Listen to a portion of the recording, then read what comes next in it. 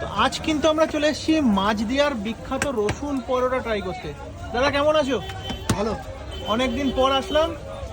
একেবারে কিন্তু দাদার একটা জালবা আছে, গরম তাওয়ায় হাত দিয়ে দাদা পরোটা ভাজে এবং পরোটাগুলো কিন্তু রসুন দিয়ে তৈরি হয়, তাই তো? আচ্ছা, এখনো কি সেই রসুন দিয়েই করছো?